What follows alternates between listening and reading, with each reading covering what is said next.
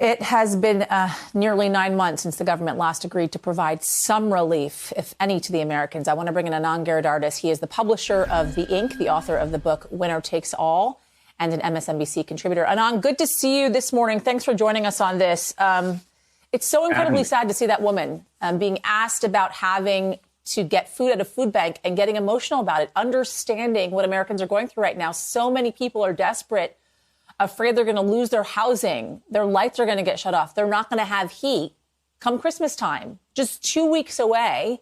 And yet you have Washington fighting over whether or not they're going to provide a stimulus check, which it seems like at this point is not even in the plans, or extended unemployment.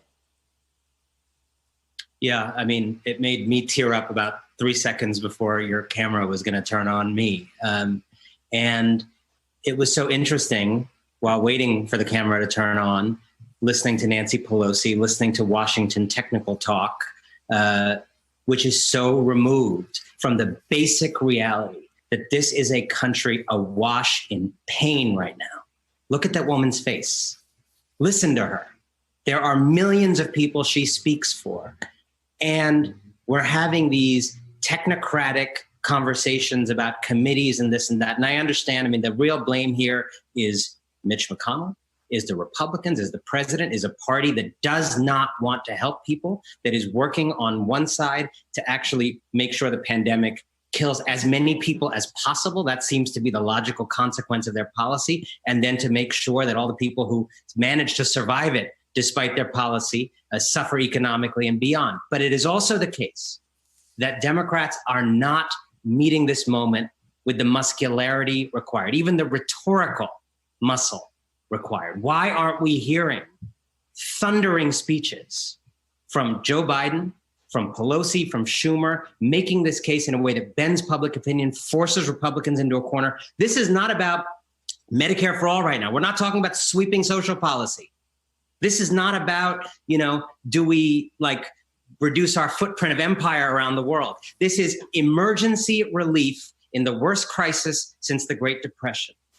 And we're having this little Washington committee talk instead of talk of muscularly dealing with the restoration of some balance in people's lives, some stability, food on people's tables. And you have word coming out yesterday or today that in Joe Biden's meeting with civil rights leaders this week, he was skeptical of the claims people make about his executive authority. He is not as comfortable wielding that executive authority as others are comfortable with him wielding. This is not a time for milquetoast. Watch that woman again. Watch that woman again. Watch millions like her. This is a time for dramatic, sweeping action. So why don't you think we're hearing these thunderous speeches and appeals to Washington to actually do something? What do you think is happening here? I mean, you are hearing from folks like Senator Bernie Sanders, from Elizabeth Warren, saying we need to get direct payments to Americans now, and it needs to be $1,200 checks at the very least. I mean, Bernie Sanders has gone so far as to say he's going to vote no against this bill if that $1,200 stimulus payment is actually not in it. Is that even enough, though? If you look at the average rent across this country right now, the median cost of rent, $1,771 a month. The average cost of a mortgage, $1,487 a month. $1,200 in stimulus checks is not even going to do it. Well, the original question you ask is very interesting and important. Why don't we have people giving these speeches? And, I think, and I will maintain, there is a real difference between the parties on this. And I'm not one of these people who thinks there's no difference. There's a significant difference. Republicans don't want anything to happen on this score, don't want any relief, and want people to, suffer from COVID, judging by their policy. However, it is also the case that most of the people you might show on screen as leaders in Congress right now are not people who have lived any of this kind of pain in their lives, right? Whether Republicans or Democrats in leadership, they skew wealthy. Many of them have been there forever. Many of them are part of a kind of permanent political establishment and revolving door. This pain is as foreign to them as North Korea.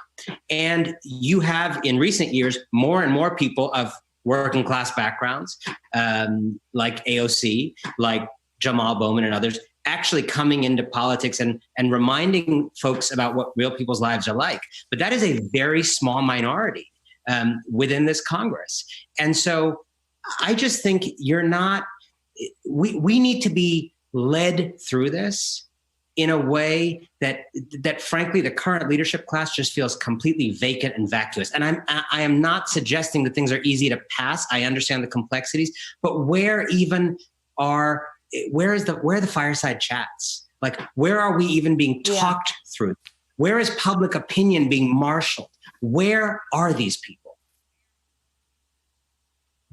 Yeah, it is such an incredibly good point. And it's why we need to keep showing those voices of folks that are struggling right now, people that cannot pay their rent, who are having to go to food banks, to show what America looks like right now, because that is America right now.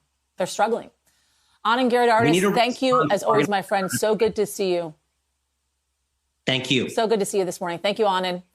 Hey there, I'm Chris Hayes from MSNBC. Thanks for watching MSNBC on YouTube. If you want to keep up to date with the videos we're putting out, you can click subscribe just below me or click over on this list to see lots of other great videos.